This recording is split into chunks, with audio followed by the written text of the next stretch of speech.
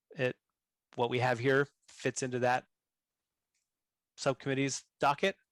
So it would be okay if we kind of get to them after we finish the policing conversation and then revisit? Yes. Okay. Anything else from you right now?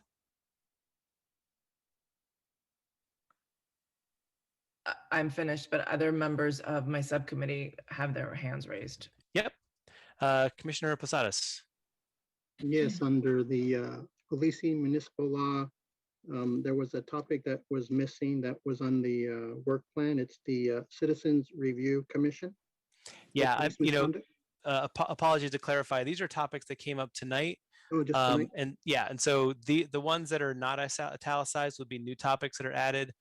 The ones that are italicized are topics that came up that are already on the list of topics for a given subcommittee. So the topic of appointment of a citizens review of commission for policeman conduct, that would stay there, and we're talking about adding these new topics to this list.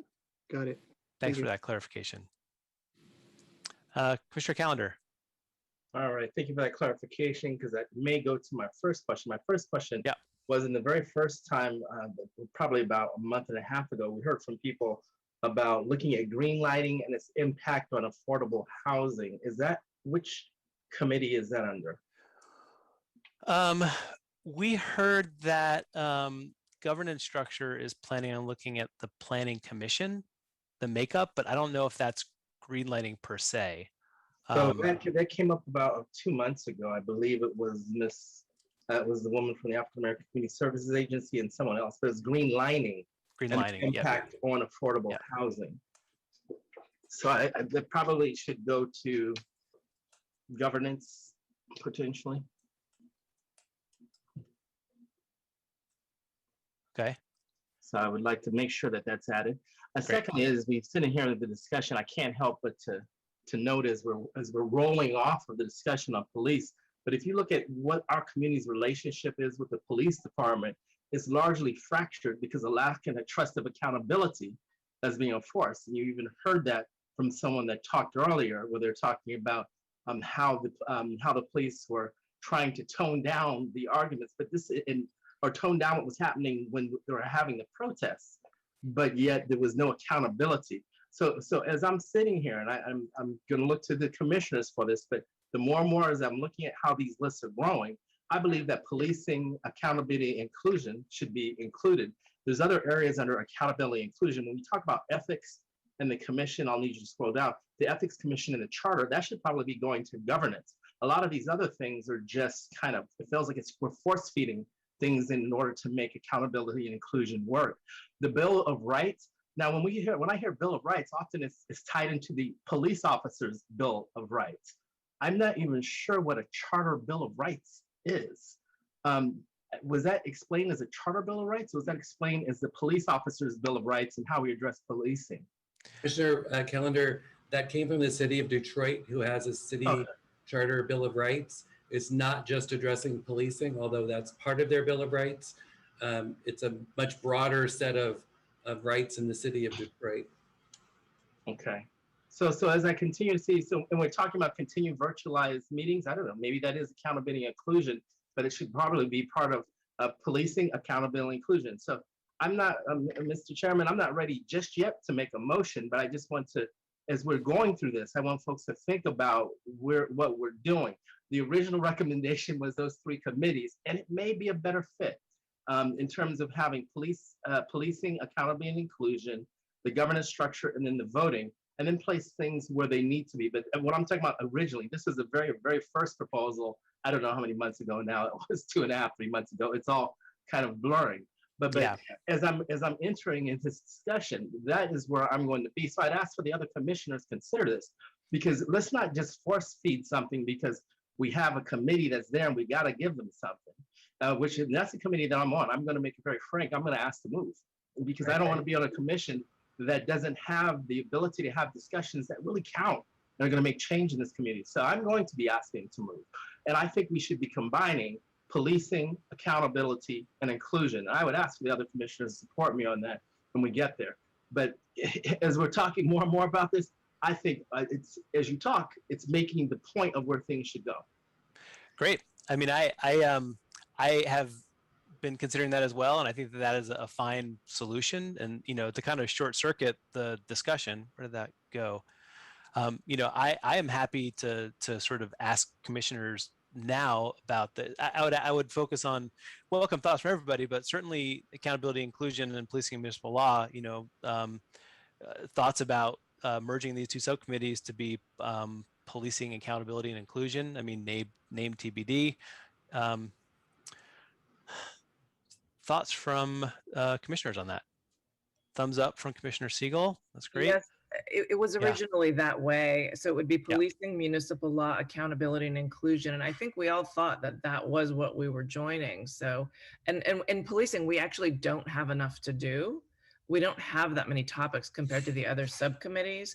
So I would fully support merging those two subcommittees into policing, municipal law, accountability, and inclusion. Great. Vice Chair Johnson, you have your hand up? Yes, I would support incorporating those two subcommittees together as well. Great. Thank you. Commissioner Segura. I support combining those as well. I think it's a good idea. Great. Let's see. Other Commissioner Posadas, your hand is still up. Do you have thoughts on this? I'm sorry, I forgot to put it out. That's okay. You want to? You're okay. Fine. Commissioner Marshman. I support it too. I think it makes absolute sense to do that. If we're ending up with too many folks on this committee, I have been torn all along about coming on this committee and coming on governance structure, because in my concern of looping everything together, I think a lot of it is going to depend on what that committee decides. And I don't know where they are, and I don't know what kind of governance structure I want yet, but I suspect we need to tweak something. So I'm at least volunteering to go over there if we have too large a committee on. Okay, we'll get to membership next. Hang on one second. So I'm hearing a consensus around moving into 3 committees and taking this list of items from the public and making sure that they are either in one of those other 3 committees, not necessarily everything going to accountability and inclusion, but anything.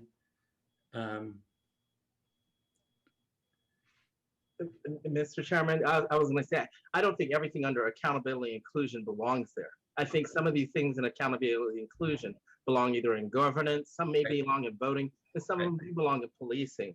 And so maybe that's something that we kick back to yourself, the vice chair, and Lawrence to decide where they go. But I think that we can do a better job if we knock it into 3 and then put things where they should be. Right. So we'll eliminate the accountability inclusion list, bullet list of items. We'll put them into the other 3 committees. So now we have a governance structure, a voting. What are the 3 titles we're going to use? What was just talked about was policing, municipal law, accountability, and inclusion. Correct. So those are the 3 committees. And then we would have the list of things that are under accountability and inclusion. We would redirect those items into these 3 committees. Yep. And remember that once a committee makes a recommendation, everyone's going to be discussing them. So if there's issues of accountability or inclusion or the questions we're going to ask and look at, we'll bring up those issues anyway. So we always will have a discussion about them, and the committees can weigh in from their recommendation perspective. Is there any objections to moving these to the 3 committees: governance, voting and elections, policing, municipal law, and accountability and inclusion? I see the city clerk's hand is raised. Tony? Yeah, I only wanted to say the Ethics Commission, because it deals with elections, it would not be inappropriate to add it to your voting and elections subcommittee. That's the only thing I was going to say. If you need to move things off of accountability, Ethics Commission can go to voting. Thank you. See Commissioner Meitsky.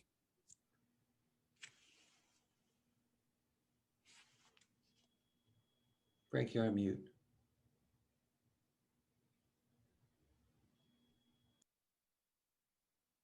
Sorry, I had technical problems here. I just want to make a comment that we had talked in the in our committee, which was a governance structure, that we're not necessarily debating these topics in the subcommittee. We're really trying to prepare materials so that we can bring them forward to the full commission to have the discussion. So Yes. I'm not sure if everybody agrees with that, or I think we should all be on the same page on what the purpose is. That is the direction of the subcommittee, is to bring the recommendations so that the full commission is having the debate and taking actions in terms of the recommendations of what goes in the majority and what goes in the minority report. Commissioner Callender. Yes, I was just looking at the accountability and inclusion since it's on the screen, and when we talk about the budgeting for the city clerk, that's probably a governance issue. Again, governance and budgeting. The continuance of the virtualized meeting, that's probably governance, and even more so it's going to depend on, right now the reason why we're able to have these is because we are under the executive, we basically have an executive order of the governor due to the COVID emergency, which allows for this. And so those Brown Acted meetings is probably another governance issue. So as we're looking through these, and I'm sure that the chair, the vice chair, again, and Lawrence to take a look at where these things should go, but not everything I think is accountability and inclusion. Correct. And it should probably go to the correct committee to either make a recommendation, to say positively we're moving forward, or our recommendation is that we do nothing and we kick it back as a recommendation that for the council or whomever to look at. Thank you. Commissioner Diep and then Commissioner Lazat. Yes, thank you, Chair. Just following up on Tony's comment, I don't particularly care where, which committee discusses the Ethics Commission, only to say that I think the council moved away from Ethics Commission as terminology, and now it's something, I forget exactly, it's longer, but voting, Commission on Voting, something, because there was an issue a few years ago, and ethics speaks to something, it may speak to morality and other things. That's not just a technical, you have to turn your documents by a certain date and you're limited to fundraising to a certain amount, yada, yada, yada. Just careful with the wording on that, because we may be impugning people who get caught up in allegations and stuff in that commission when it's not really an ethical issue, more just a technical error.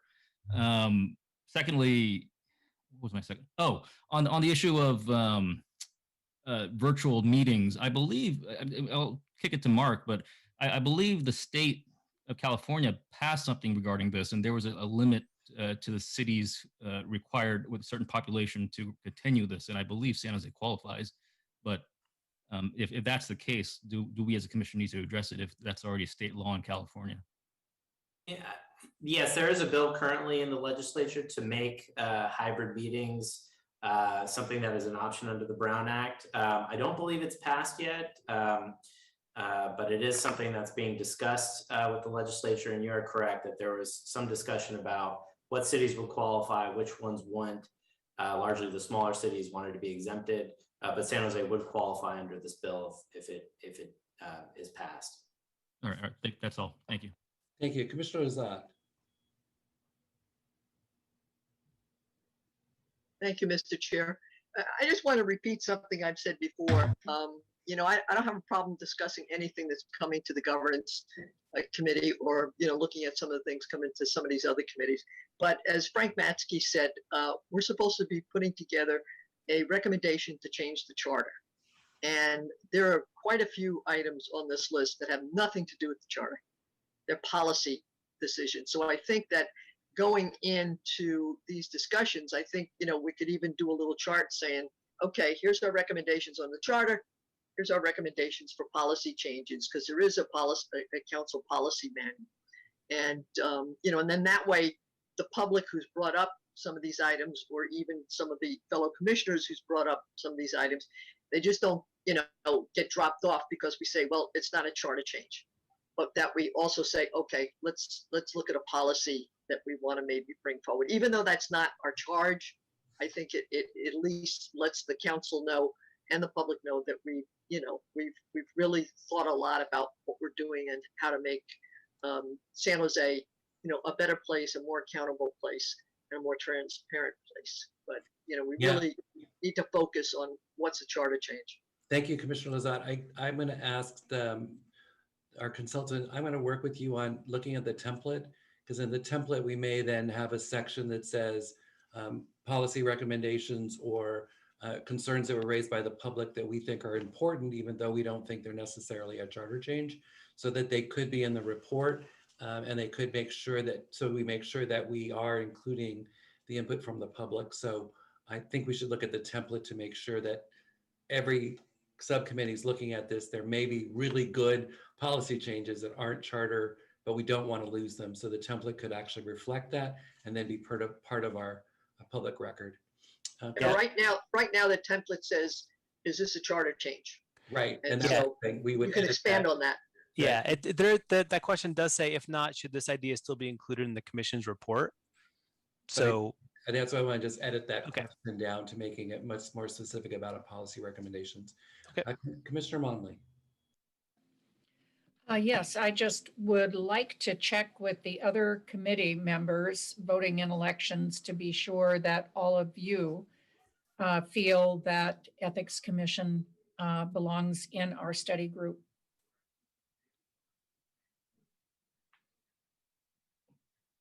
Yeah, if I could just respond to that. I think to Commissioner Diep's point, I think if it looks specifically at elections issues, yes. Beyond that, no. And so that's where you get into I think the title is as Commissioner Diep said, it's the title. And it's like the Fair Political Practices Act, or like the way that this governance. This is Tony Tabor. It's Board of Fair Campaign and Political Practices. Yeah, so we can look at that title as the change of the title to better reflect the city's reality, but hearing from the public that really the ethics of making sure that we have fair elections is an important piece. So right, and the scope will inform how we want to look at it too. So that is correct. Okay. Yep. All right. Is there any other edits or changes to these three committees? Commissioner Borosio. Thank you. I would say no changes, but I did see a fifth section other. Oh yeah. Yep. Lawrence, if you don't mind addressing those, maybe those could get picked up. I'm already seeing the second bullet. Perhaps could be an accountability and inclusion bullet. I don't know about the other two, but definitely don't want to forget about the others. Yep. Yeah, I'm open to thoughts of folks, or if there's a particular subcommittee that would be interested in taking on these particular topics, feels that they could fit them in their purview or conversations. Otherwise, we might just drop them on somebody. Commissioner Matsumura.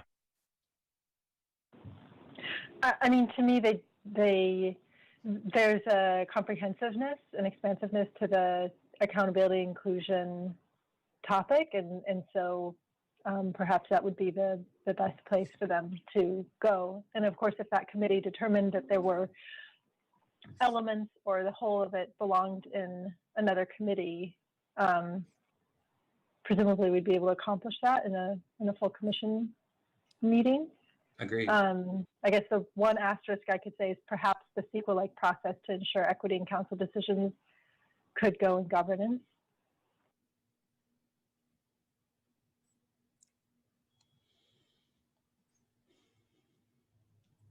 Anyone in governance right now want to speak to picking that topic up? Well, this is Linda. I mean, I don't think that CEQA has anything to do with the charter, and the climate issues. There's already probably a climate action plan that the city already has, and I know that the mayor, you know, has a green vision. So I think the city is addressing climate change. You know, I don't think that that's something we even have to, you know, address, particularly not in a charter review committee. I think the second point, the second bullet explores CEQA-like process. Yeah. Which is not to say it's about CEQA, Yeah. but an equity process that is looking at what are the impacts of equity for any policy similar to an environmental analysis in a CEQA piece. I think that's more what the public was saying. I saw Commissioner Marshman and then Calendar and then Johnson. Thank you. I agree that sequel-like kind of makes folks shiver. It sounds onerous, and I think this is a fabulous policy idea, but I don't know how you do that in the charter. The climate crisis as well. That's a changing world. No pun intended. It's just like AI. Actually, the science changes so much within, you know, a month, a year. It's a little hard to put AI into the charter because you don't know where it's going. And greenlining, I mean, by greenlining, I assume you mean protecting open space. That's been a climate issue too. So I think that goes together. I think these would be good areas to talk about for policy recommendations, but I'm not sure how to put them in a charter. Okay, Commissioner Calendar. Yeah, I was going to agree with Commissioner Matsumura, say maybe we stick these under accountability and inclusion. I do agree the climate crisis. I'm not sure exactly how to stick that in the charter or CEQA-like process. I'm not sure exactly what that would do because by the time we put it in there, it'd be outdated by the following year when this is elected on. And greenlining actually is in the charter. We do have greenlining language that's currently in the charter. So I think that is probably something worthy of looking at it. It may not be something that comes out, but I could tell you some of these could probably be disposed of quickly. But what I would hope is that each committee would at least get the opportunity to address it. But I do believe it probably would be police accountability and inclusion. The first two bullets may be inclusion. The second one, the third one's definitely an inclusion type issue. Okay, thank you. Vice Chair Johnson. Commissioner Calendar already got to the points that I wanted to make. Thank you. Great. Commissioner Siegel. Thank you. Under policing, municipal law, accountability and inclusion, I would like the subtopic to just be AI in general. It's very difficult to separate out AI with regard to policing from AI in general. And it's not sure that it's going to be a charter change, but it is something that we're going to look about. I will be looking at as a whole. So if we could I just want to be clear, I'm looking at it as a whole, not necessarily with regard to, I'm sorry, I'll be looking at it with regard to policing, of course, but also as a whole. Thank you. Does that work? Policing and beyond? Okay. Thank you, yes. Great. All right. So it sounds like maybe for the time being, there's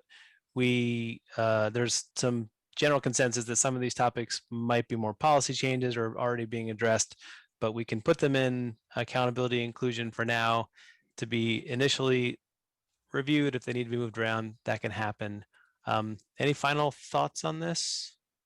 I see Vice Chair Johnson, your hand is still up, and Commissioner Marshman, your hand is still up. Well, I just wanted to make a comment that under boards and commission, I also think it'd be good if we explored providing a stipend for commissioners. I think that would encourage more participation from folks. Great. Thank you. Lawrence, I wanted to do one thing just in terms of really hearing the public tonight about trying to make sure that we're clear in the words that we're using, acronyms and so forth. The Oxford Dictionary's definition of greenlining is efforts aimed at increasing investment in neighborhoods which have been redlined or otherwise disadvantaged specifically in the early use by the boycotting of banks thought to engage in redlining, frequently attributive. So it's not about green in terms of ecological. It's not the ecology of the neighborhoods. It's the opposite effect of redlining, which was discriminatory practices, mostly in mortgages, for disadvantaged communities. So I want to make sure we're clear about what, and that's why it has so much of an effect on affordable housing. The new versions of redlining are now happening in the affordable housing arena, and it's just a good old NIMBY kind of attitude towards affordable housing. So just some clarity there. Okay, so are we ready to look at assignments to committee? We've got one more comment from Commissioner Calendar. Thank you. One final comment, and I'm still stuck on the Bill of Rights, because when I hear Bill of Rights, for me, and maybe it's because of where I've worked, I hear policing Bill of Rights. But when I heard from Detroit, the reason why they had a Bill of Rights is because they were an elected commission. So are we looking at two different things? Are we looking at the police officers' Bill of Rights and then an elected Bill of Rights for the future charter review commissions? I'm not sure that I fully understand. And should we, if so, should we be splitting them up into two different committees? So one committee is talking about, should the charter commission have a Bill of Rights? And then one, are we going to be dealing with the policing Bill of Rights? I think there could be two, but I'm looking for understanding. That's what I'm just trying to do here. Yeah, and my understanding is that Detroit's approach was to incorporate a Bill of Rights that speaks broadly to universal rights for all residents, community members, however they, the term they use to address and call in. I don't even know what Detroitians, but that is separate from something that is specifically addressing policing. So it's I think right now with what we're talking about merging the two subcommittees, they would both fall under there. So you could look at both aspects of it. Maybe it is a accountability and inclusion. Yeah. Issue. So where yeah, that's already there. So if if the, I guess we could say like Bill of Rights, sort of community and policing specific. I don't know. This is just shorthand for right now, but basically, if you wanted to bifurcate those and look into the different applications of Bill of Rights, that subcommittee can do that. All right, thank you. Yeah, Commissioner Lazat. Yeah, with regard to anything having to do with the Police Bill of Rights, I mean, that's a very, very hot button issue with the police department. The Police Bill of Rights is something that was legislatively enacted and been various court decisions with regard to it. So if we're thinking something different, maybe ways of looking at different police methods or something like that, we need to call it something other than the Police Bill of Rights, because the minute we label it that, there's going to be pushback from certain corners of the community. And we certainly don't want that if the aim is to look at, tactics or, I don't know what some of the people who mentioned this are looking at, but I'm just talking about it being a hot button phrase that is going to give us more headache than I think we really want to. We can call it something else and achieve the purpose that people want. Okay, thank you. Commissioner Siegel and then Commissioner Matsumura. You are on mute. Apologies. According to my notes, when the caller spoke about the Bill of Rights to be in the charter as Detroit model, it's actually that caller specifically stated Bill of Rights for civic education, in public education. So it had more to do with citizens' Bill of Rights they didn't mention policing. At least the caller didn't mention policing. So I just wanted to clarify what I heard from the caller. And I do have Detroit's draft charter review, and I will share that with Commissioner Calendar and whoever else is interested, or Lawrence can as well. I know that Lawrence has that. Thank you. Commissioner Matsumura. Yeah, just a very similar comment. I think that the Police Bill of Rights has only been raised for purposes of clarifying what was not proposed by the public.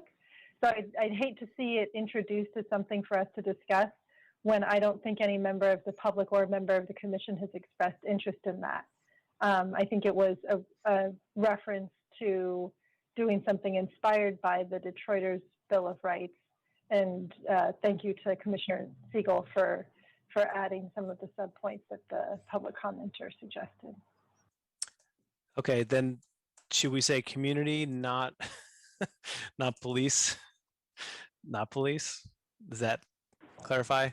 We could say as inspired by the Detroiters Bill of Rights, since that was, I think, how it was described by the commenter.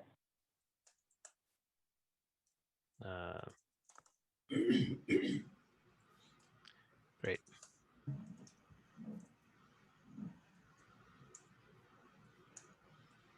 Okay, are we ready for assignments?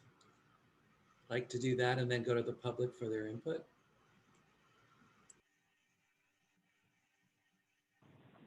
Mr. Chair, we had a request from the public for commissioners to disclose any relationships to the police department or police union. I don't know at what point you had wanted to take that up, but it seems potentially relevant now. Commissioner Marshman. I think I might have sparked that in an offhand remark, making the point that I'm not prejudiced against the police.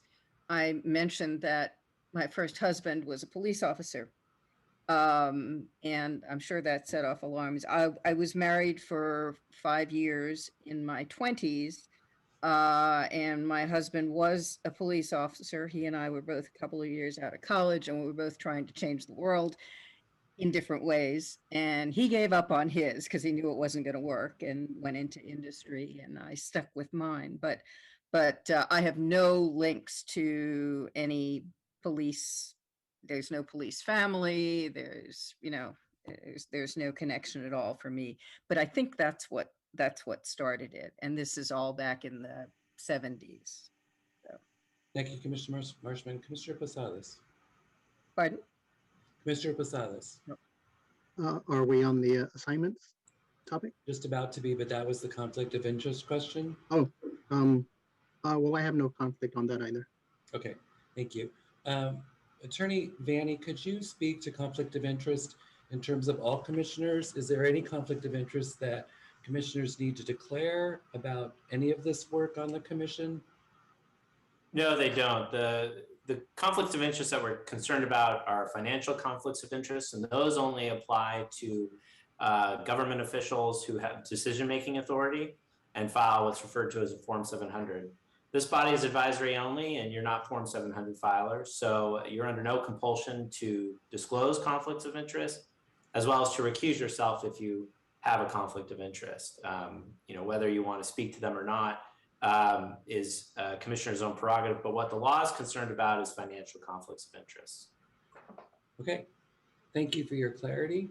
Lawrence, you want to take over in terms of subcommittee assignments? Sure. So I've just reorganized the existing subcommittee assignments according to merging policing and municipal law with accountability and inclusion. So what I would love to do is hear from any commissioners who would like to move subcommittees outside of what just happened. And we've got the totals down here. We do need to keep subcommittees underneath quorum of 11.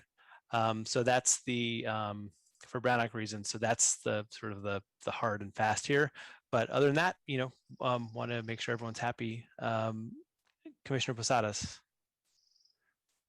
Yes, based on the input from the public tonight, as well as the discussion that we're having, I'd like to move to the voting and elections. Okay. So I'll put you here for right now. I'll italicize you just so we can track how we're moving things around. Other interests in moving. Commissioner Brosio, I know that you had expressed an interest in the past, so I wanted to honor that interest. Right, thank you. So a quick question. I am interested in all three, right? As I said a couple months ago, but I'm happy where I'm at. My question is, would I be able to take on also governance and structure, considering I abide by the Brown Act rules and not talk, subcommittee 3 work and subcommittee 1 and vice versa. Would that be possible? We've been advised by the city attorney that the degree to which you'd have to compartmentalize your conversations between those groups, that it's just safer for us to only allow commissioners to be in one subcommittee. It's in theory possible, but the overlap, as we've seen from all of these, is so great that having you straddle both those committees basically opens up a situation where we have one subcommittee. If you're in both of these subcommittees, 2 and 3, then we've got a subcommittee potentially of 15, which is beyond quorum, just by virtue of unintended sharing of information leads to serial Brown Act violation. So I think that what we'd really like to do is just stick with the city attorney recommendation of one subcommittee per commissioner. So Commissioner Brosio, which subcommittee do you want to be on? Would I be able to move to governance structure and be advised about how to proceed with my recommendation that's now sits in subcommittee 3? Yeah, I mean, I think there's actually, worthwhile hearing the city attorney here too, but this is all, the reason why we did want to do this once is that there is going to need to be, for folks that do move subcommittees, just some attempt to not divulge conversations from prior groups. And so with the recommendation you have, I'm assuming that what would need to happen is that you just leave that with the prior subcommittee and let them shepherd that based on the work that you've done so far, and then kind of start fresh, trying to bring as little specific discussion from your prior subcommittee to the new one as possible. Okay, right on. Thank you. Okay, so I'll move you over to governance structure. Yes, please. Okay. And just for the record, if I wanted to push to be on 2, right?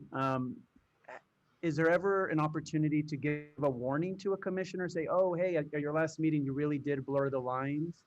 Because I understand we do want to stay away from that, but is there a safety net to catch those if there is the safety net is this meeting. This is the best place for us to discuss as a commission, for you to discuss as a commission the recommendations. So this is the one safe place where you can guarantee there's not going to be any Brown Act violations, because this is a Brown Acted meeting. So again, the strong recommendation from the city attorney is to avoid the flirting with Brown Act violations by sticking to one subcommittee. Okay. Mark, would you be able to kind of explain, like in previous commissions, how would it have looked in terms of giving warnings or giving reprimands? I don't know if that's a word in the commission world, but how would it have looked like if that would to have happened? In terms of disclosing a violation of the Brown Act, is that your question, or are you looking to avoid a serial meeting? So if in the past in the city of San Jose, a commissioner has been in 2 subcommittees and they brought over information from one committee to the other, what were the steps taken to rectify that? And was the commissioner allowed to stay on? Well, we typically in the city of San Jose don't have multiple ad hoc committees quite like this operating at the same time. One thing to be aware of is that the subject matter jurisdiction of this body is quite broad. Essentially anything that would go into a charter amendment. So while these are different topics for the purposes of the work plan, they're all essentially, in the eyes of the law, in our advice, one topic, because they're going to go into potentially could go into an amendment to the charter. With using your example, you've provided a recommendation to the policing or the accountability subcommittee. You know, that recommendation could be made publicly at this meeting, and then now it's out there at a publicly noticed meeting, and the entire body can discuss it. Of course, it needs to be, or the item needs to be on the agenda. But you moving over to the governance structure committee, my advice or recommendation to you would be to not discuss that, recommendation that was made to the accountability subcommittee. And then in terms of your interactions with other commissioners, I would not divulge any information with respect to what the governance structure committee is engaging in as far as their discussions or their decisions, and that it goes for everybody. The purpose behind essentially siloing the different subcommittees is so that we don't run into a situation where we have a serial meeting where there are deliberations going on through intermediaries between different subcommittees. And so our strong recommendation is to limit your interactions with your subcommittee members and to engage in that kind of coordination at a public meeting. Okay, thank you. Commissioner Marshman. Yeah, as I mentioned earlier, I've been torn, and the more I think about the global scope of governance structure in all this, the way it affects everything else, I would like to be on that committee. Now, in the meantime, the committees have evened up, but what do you think, Fred? I want everyone to go where they want to go, because I want to do this once and get everyone focused and working. So okay, I'd like to go to governance structure, and I like Louis, I have a report on electing a police chief that I will leave for the group. Yep. Okay. Who's next? Commissioner Matsumura. Lawrence, do you mind doing the favor of showing us the table again as the topics? Sure. And then, thank you. Yeah, so these are now okay. Combined. In fact, I got it. This. Okay, and like some others, I had also, since the beginning, expressed, potential interest in all three, and would also like to go ahead and move to governance. Okay.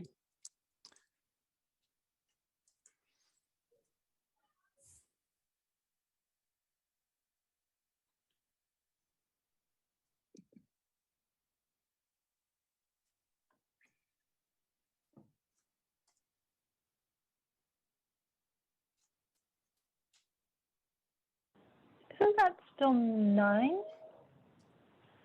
Is that 9? Did I miscount? Yeah. Yep, thanks. Great.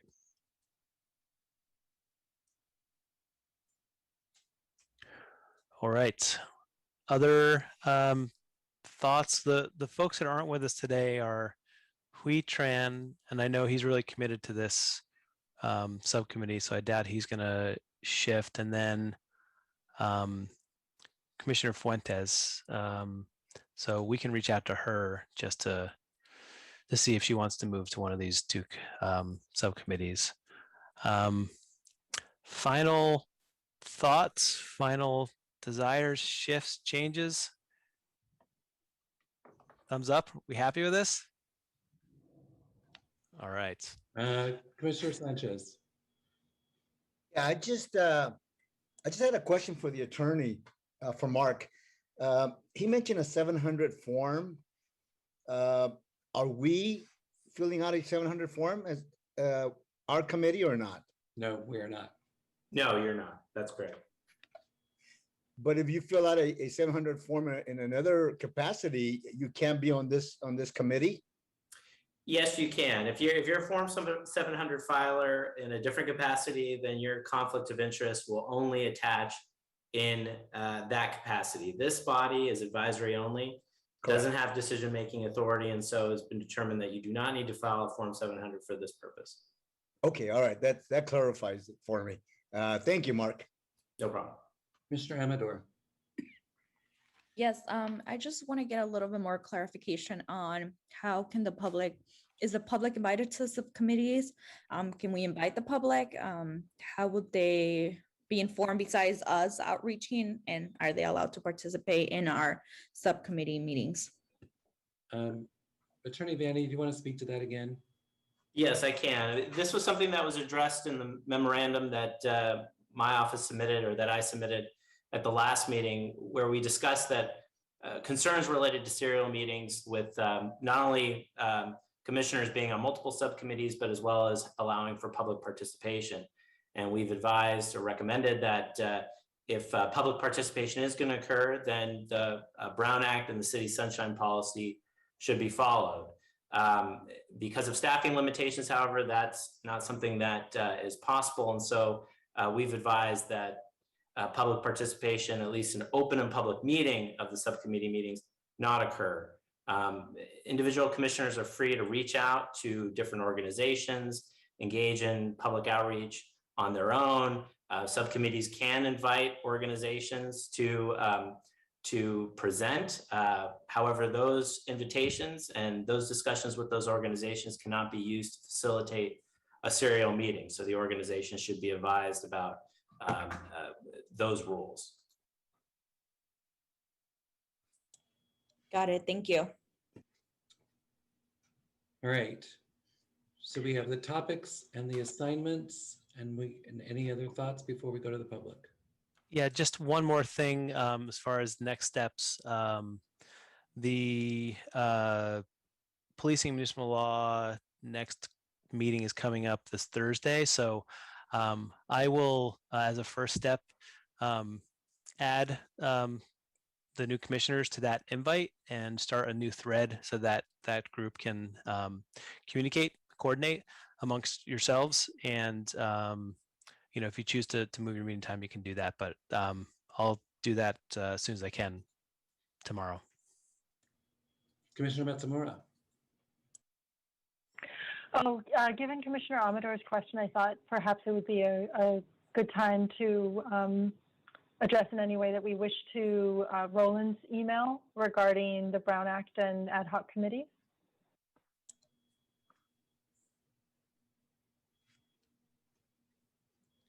The city attorney froze, so.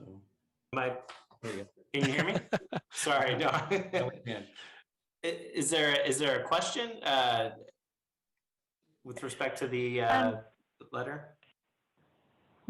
Well, he had requested a response. I'll attempt to convey how I understood the email.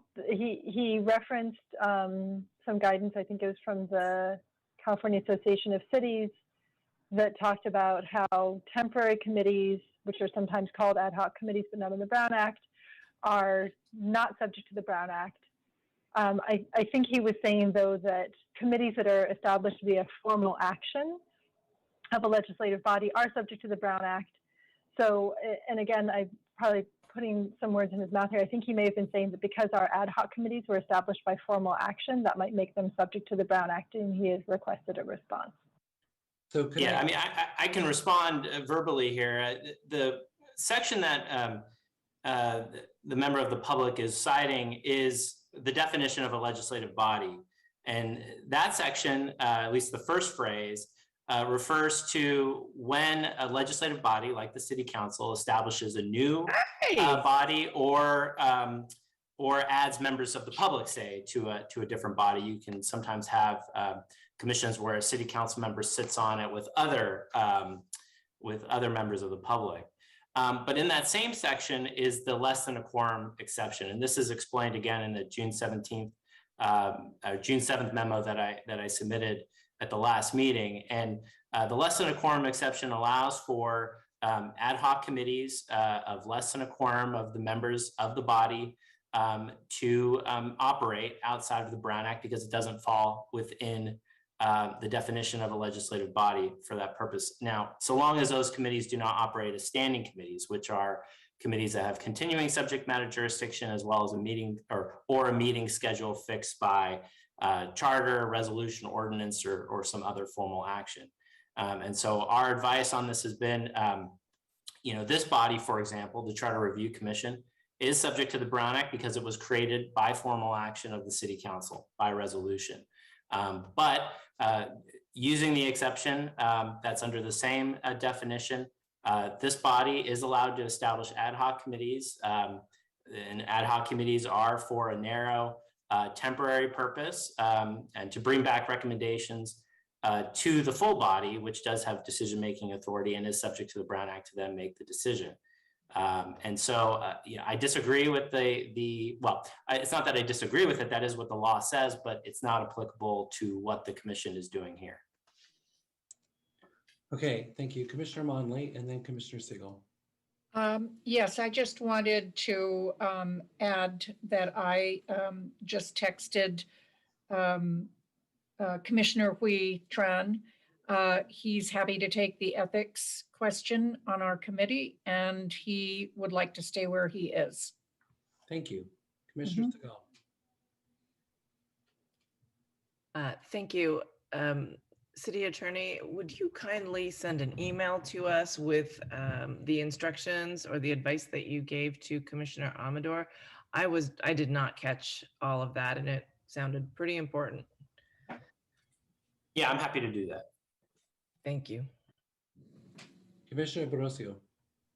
Thank you. I know we've talked about membership and topics. I wonder if perhaps talking about the tools, right, the promotional tools and the recommendation templates, is this a good time, or is there an off meeting work session that I can join where I can share my thoughts on how we can make that more accessible? I think what I'd suggest is that you set up a time directly with the consultant to go through that, make your recommendations specific. And I really appreciate that. It would be really helpful, but get into the weeds a little bit with us. That'd be helpful. We could set that up for you. Okay, perfect. Thank you. Great.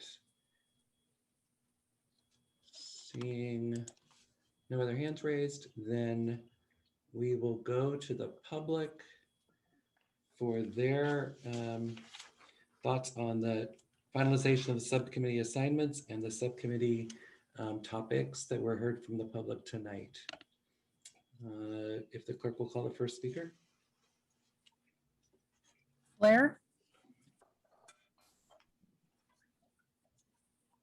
Hi, Blair Beekman. Thanks for this item. I'm better and better understanding what you guys will be going through and working through. Thank you. I really take worry that you're not going to allow any sort of public input to the subcommittee process. San Jose has a long tradition to not allow public input to the city process, or to the subcommittee process. I think that with the May events, it really just made everybody incredibly cold for the month of June. And from that, you just quickly decided, nope, we're not going to go for the democratic process, which is a real testament to what, the acts of mass killing and warfare, and it just creates coldness for ourselves. Some people feel it creates a certain sense of martyrdom. Congratulations, on the whole, for a couple ideas that may be able to pull through in the name of martyrdom, it kills and it makes cold a ton of other processes. You're not going to talk about the public process for the subcommittee process because of what has happened in May, possibly. I hope you can review this and come back in July and August to better consider that, just to offer a few people to come, you can make it a sparingly process to invite people to the open public process, to the subcommittee process. I think it's an important concept, and we have to work on stuff like that.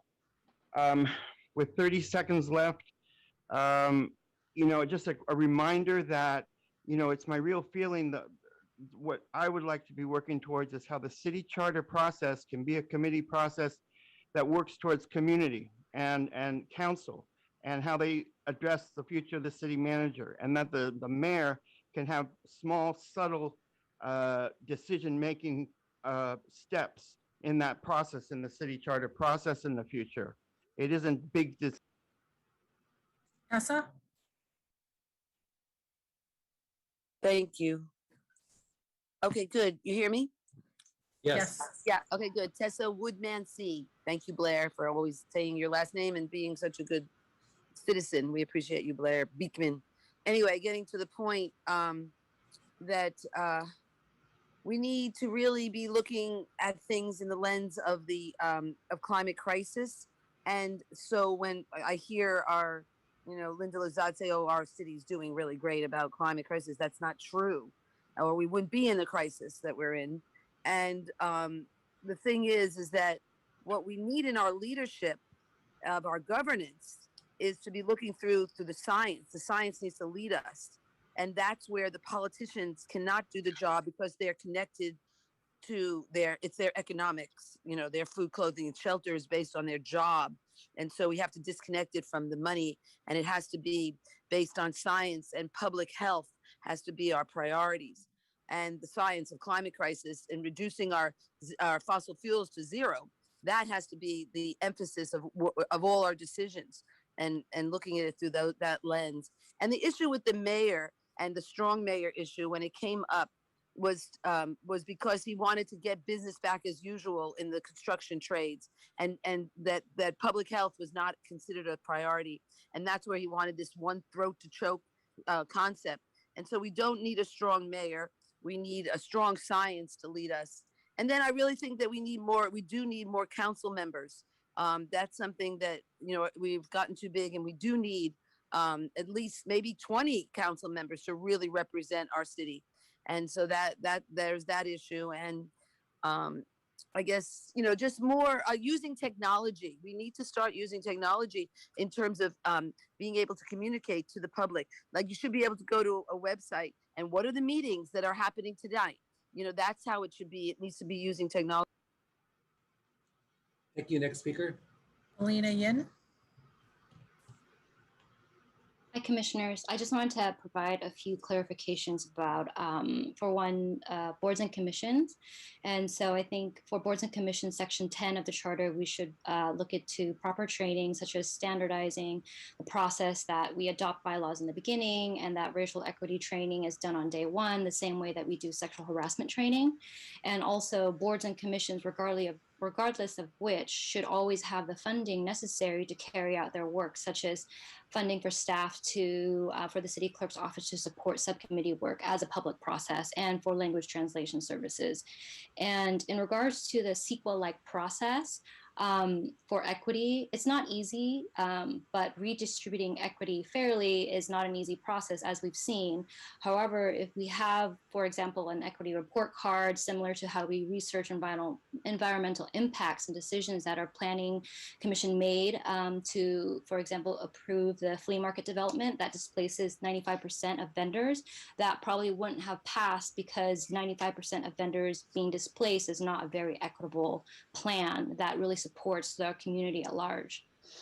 In regards to our Bill of Rights, I feel like that has to do with to be able to participate better in the legislative process, which this is part of it. And so being able to civically participate regardless of language, so that language should never be a barrier. So all commissions and other public entities should have funding to provide language services, and we should have a right to participate regardless of socioeconomic status, what Commissioner Johnson was saying about providing commissioners with stipends, and also to be able to participate in this process. Civic education can be taught by the city at public libraries or community centers, so that we can all better serve and provide better comments and better research and participate.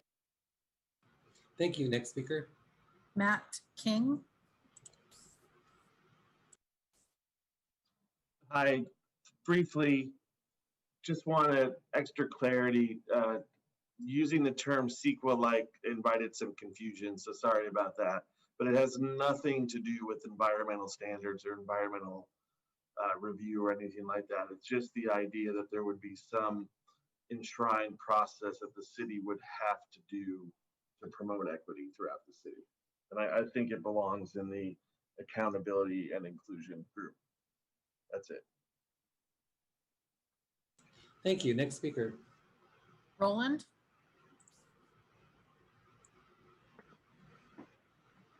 So first of all, thank you for Commissioner Matsumura for asking the question about my letter.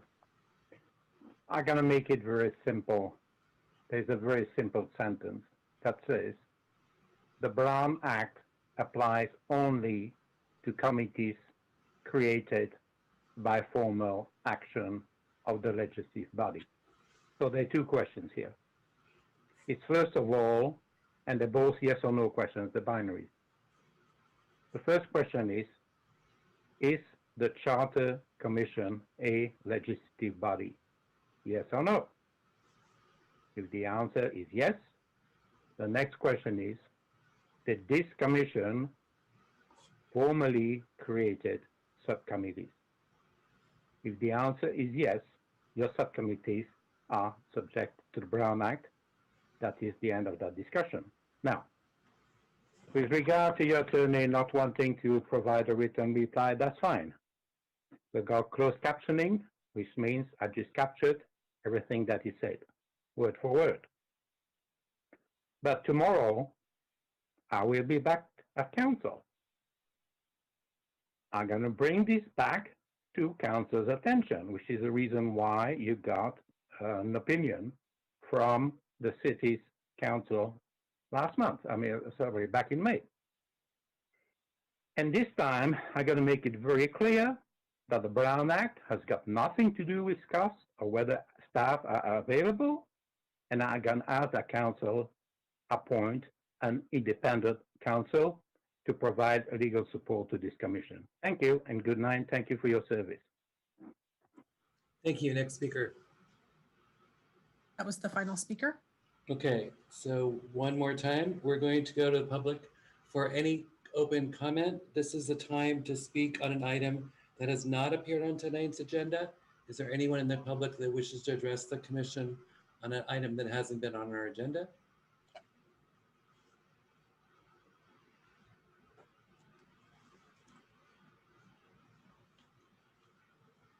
Blair? Hi, thank you. I guess to conclude, to swing for the fences here, we've been dealing with 9/11, the issues of the 2008 depression, PG&E wildfire issues, and COVID. These really can be considered acts of state violence and terrorism and extremism. And I think we're all a little tired of it. And we're all considering that it's everyday community at the local level. It's the relationship of government between a local government and its community at the local level that can really develop ideas of peace and ideas of sustainability. I don't think people at the local level really want to hurt each other, but at the national level, they're okay to do that and call it sacrifice. We're not so willing to do that at the local level. I think we're developing practices to address that and what can be a more peaceful solution to our future. So I'm really working towards ideas of accountability and openness with technology. There's a whole series of practices by the ACLU on this subject that I really think should be a part of your AI issues and what you're trying to address. There's public safety issues with Vision Zero and the use of surveillance technology in a community. That's bread and butter to Sam Liccardo and to a lot of the community. You have to learn to address both sides of that. People want the public safety of Vision Zero. They want the digital inclusion issues of AI and 4 and 5G and the whole digital inclusion, bridging the digital divide process. But at the same time, there needs to be ideas of open public policy and responsible practices with the technology to do that and really include open public policy with technology ideas in your future thinking. It's by the ACLU. Very much check it out. It can really help many of your subcommittees that you're talking about this time. Thanks a lot. Thank you. Next speaker. Tessa Woodmansey. Thank you for saying my name. Thank you.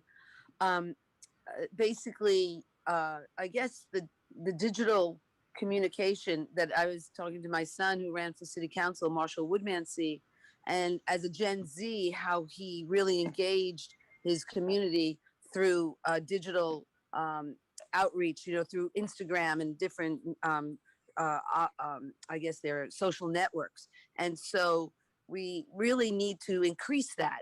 And that the only reason I know about this meeting tonight is because of Jake Tonko and friending him on Instagram, and he communicated about it.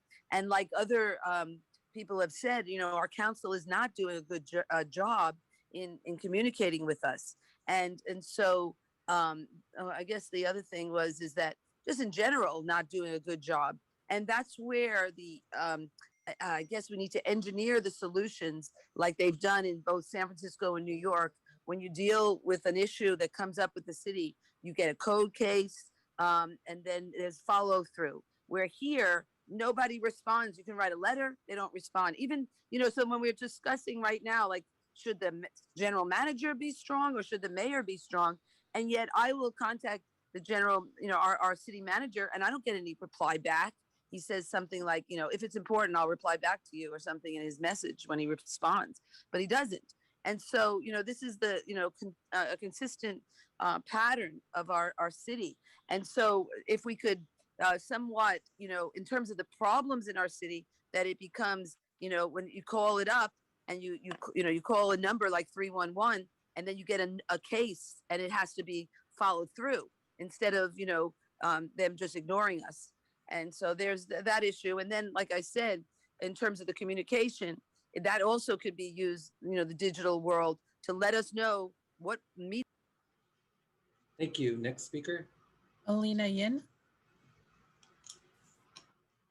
Hello. I ran out of time. I'm not really sure where to put this, but I wanted to speak on community engagement, as Blair Beekman and Tessa Woodman has also been speaking about. And I think that putting community engagement as a section in the charter, as example by this process and people not hearing about it, and then the commission running into problems with funding issues for staff capacity and language translations. However, the power in placing such a process in our city governance structure is accountability. And if it's in our city constitution, our city charter, the city and our elected representatives are bound by law to uphold this document as exampled by the oath taken when they enter office.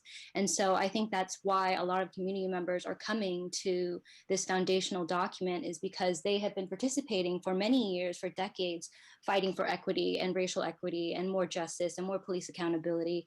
And often in those conversations, you will be pointed to documents like the general plan or the city charter that prevents elected representatives from doing what the community is asking. And so now the community is here.